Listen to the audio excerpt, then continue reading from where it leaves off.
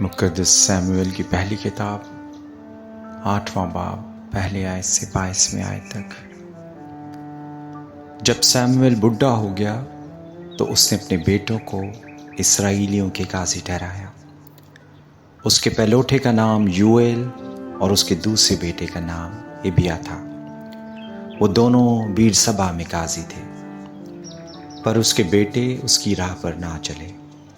بلکہ وہ نفع کے لالچ سے رشوت لیتے اور انصاف کا خون کر دیتے تھے۔ تب سب اسرائیلی بزرگ جمع ہو کر راما میں سیموئیل کے پاس آئے اور اس سے کہنے لگے، دیکھ، تو ضعیف ہے اور تیرے بیٹے تیری راہ پر نہیں چلتے۔ اب تو کسی کو ہمارا بادشاہ مقرر کر دے جو اور قوموں کی طرح ہماری عدالت کرے۔ لیکن جب انہوں نے کہا کہ ہم کو کوئی بادشاہ دے جو ہماری عدالت کرے، تو یہ بات سیموئیل کو بری لگی اور سیموئیل نے خداوند سے دعا کی۔ اور خداوند نے سیموئیل سے کہا کہ جو کچھ یہ لوگ تجھ سے کہتے ہیں تو اس کو مان، کیونکہ انہوں نے تیری نہیں بلکہ میری حقارت کی ہے کہ میں ان کا بادشاہ نہ رہوں۔ جیسے کام وہ اس دن سے جب سے میں ان کو مصر سے نکال لایا آج تک کرتے آئے ہیں کہ مجھے ترک کر کے اور معبودوں کی پرستش کرتے رہے ہیں، ویسے ہی وہ تجھ سے کرتے ہیں۔ سو تو ان کی بات مان، تو بھی تو سنجیدگی سے ان کو خوب جتا دے اور ان کو بتا بھی دے کہ جو بادشاہ ان پر سلطنت کرے گا اس کا طریقہ کیسا ہوگا۔ اور سیموئیل نے لوگوں کو جو اس سے بادشاہ کے طالب تھے خداوند کی سب باتیں کہہ سنائی، اور اس نے کہا کہ جو بادشاہ تم پر سلطنت کرے گا اس کا طریقہ یہ ہوگا کہ وہ تمہارے بیٹوں کو لے کر اپنے رتھوں کے لیے اور اپنے رسالہ میں نوکر رکھے گا،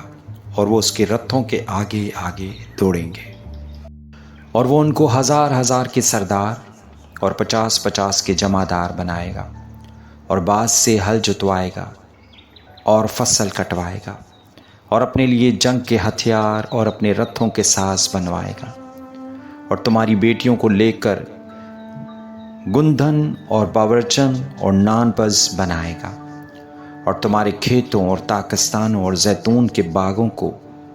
جو اچھے سے اچھے ہوں گے لے کر اپنے خدمت گاروں کو عطا کرے گا، اور تمہارے کھیتوں اور تاکستانوں کا 10واں حصہ لے کر اپنے خوجوں اور خادموں کو دے گا، اور تمہارے نوکر چاکروں اور لونڈیوں اور تمہارے شکیل جوانوں اور تمہارے گدوں کو لے کر اپنے کام پر لگائے گا، اور وہ تمہاری بھیڑ بکریوں کا بھی 10واں حصہ لے گا۔ سو تم اس کے غلام بن جاؤ گے، اور تم اس دن اس بادشاہ کے سبب سے جسے تم نے اپنے لیے چنا ہوگا فریاد کرو گے، پر اس دن خداوند تم کو جواب نہ دے گا۔ تو بھی لوگوں نے سیموئیل کی بات نہ سنی اور کہنے لگے، نہیں، ہم تو بادشاہ چاہتے ہیں جو ہمارے اوپر ہو، تاکہ ہم بھی اور سب قوموں کی مانند ہوں، اور ہمارا بادشاہ ہماری عدالت کرے اور ہمارے آگے آگے چلے اور ہماری طرف سے لڑائی کرے۔ اور سیموئیل نے لوگوں کی سب باتیں سنی اور ان کو خداوند کے کانوں تک پہنچایا،